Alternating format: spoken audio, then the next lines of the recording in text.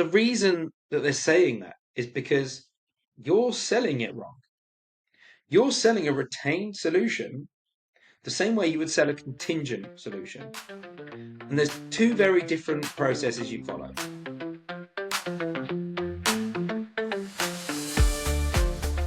A few years ago, we started to see the start of the retained recruitment revolution.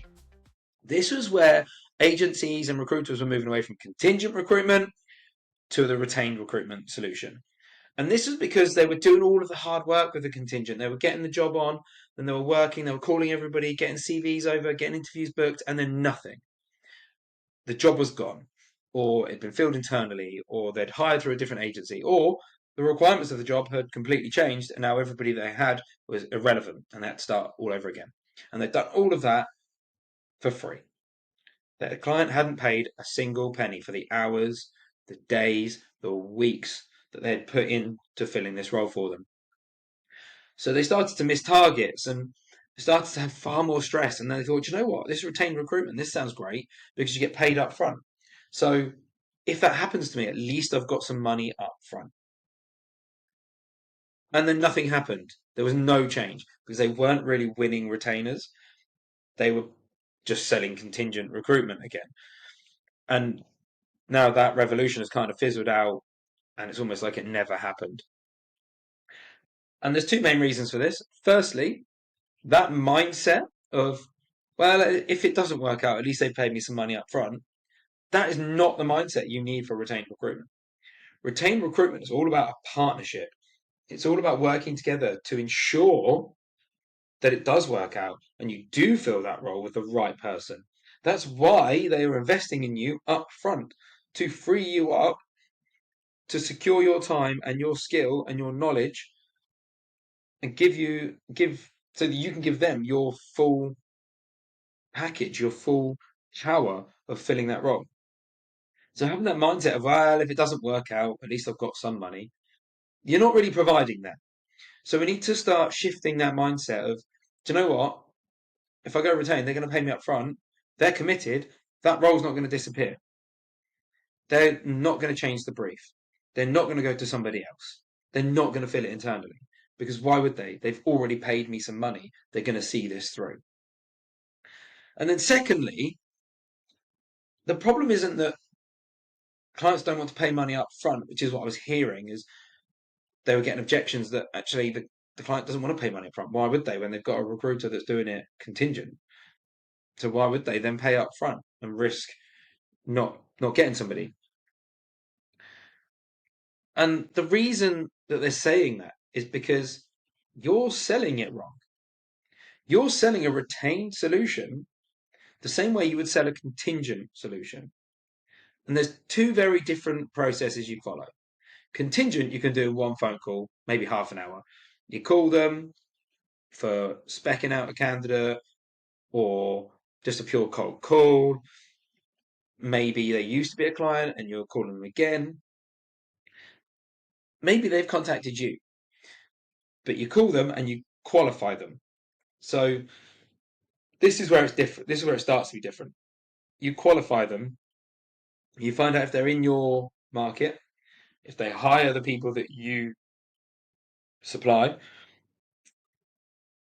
and if they've got a job on. If it's yes to all three of them, you agree terms, you get a job description, and off you go. With retained, that is never going to work. Of course, they don't want to pay money up front because why would they risk that? You've squashed no worries, no objections. You've not differentiated yourself from everybody else who's doing contingent. So with the retained, it starts the same. You have contact, you do a qualification. Once you've got that qualification that they're in your market and they hire the people that you supply, they don't necessarily need to have a job on at the moment. It helps, but they don't necessarily need to. That's when you can start to go on a different course. Because there with the contingent, that's when you would start the pitch, the sell. Here, we're going to veer off and we're going to go for a discovery call. So this is a far more in-depth conversation. So when you're doing a contingent call, a contingent pitch, You will dive in a little bit to who they are and what they want and the specifics of the person, and that's it. But with the discovery, we are going deep. We want to understand that company fully. We want to know when it was established, who established it, the journey they've been on to now, where they want to go from now. How their people are going to help them do that. Who are they servicing? Who are their clients? Who are their customers? How are they different to everybody else? What's their mission? What are their challenges? What are they facing day to day that they're struggling with and they need your help with in terms of finding people, attracting people, bringing people on board and keeping people? So we're going a lot deeper there. Then we want to discuss the impact. So this is a really key part of it. The impact. What is the impact of them not finding the right person? What's the impact of this process lasting 4 or 5 months because they can't find the right person? What's the impact if they do find the right person? What's the impact on that business if you find them the right person who can start within 3 months and within 6 months they're absolutely smashing it and they're fully embedded and doing really well? What's the impact? Because then we start to see the shift from where they are to where you can get them with a retained solution. And the other thing that's different around a discovery to a qualification is who's in it. So a qualification is typically with the hiring manager or HR. In a discovery, you want anybody, ideally anybody, that is involved in the recruitment process. So the hiring manager, HR, finance, maybe a board member, the owner, who knows, whoever it is, depends on the size of the business, how the business operates. You want to get them all involved because that way you can speak to all of them. You can speak to all of their challenges, all of their concerns, and you can squash any concerns that they might have. You can hit any objection they have directly to them. Because if you're doing it directly to a hiring manager and they have to go off to the finance director and say, look, I've just agreed to do a retained solution with this company. I need you to pay them £2,000 up front.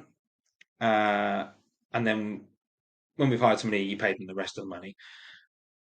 They're going to look at the hiring manager like he's lost his mind. Why would they pay £2,000 up front for nothing? So we need to be able to talk to them directly and showcase why they should pay up front.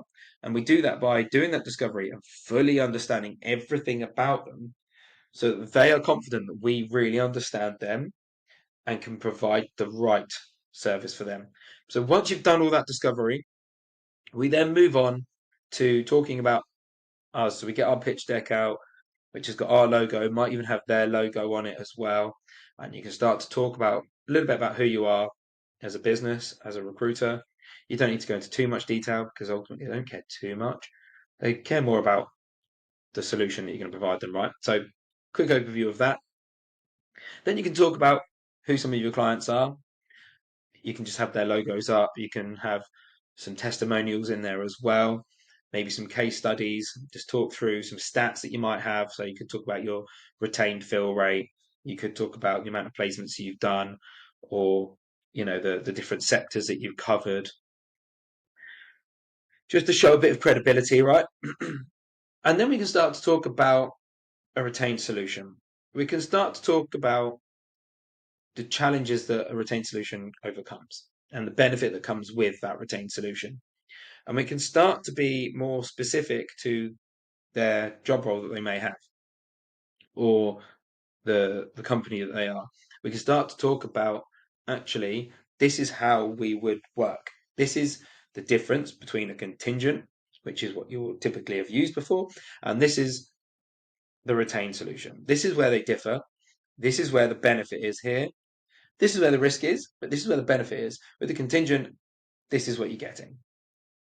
So you can sell against the contingent model here. Don't go too crazy on it because then it comes across too salesy. And you want to always be referring back to how it overcomes their specific challenges and how it can help impact them in a great way, how you can get them to here rather than being down here. And then from there, that's when you pitch it, you just go for it, you pull the plug. And it might then take a few days. They want to go away and think about it. They need to then start negotiating.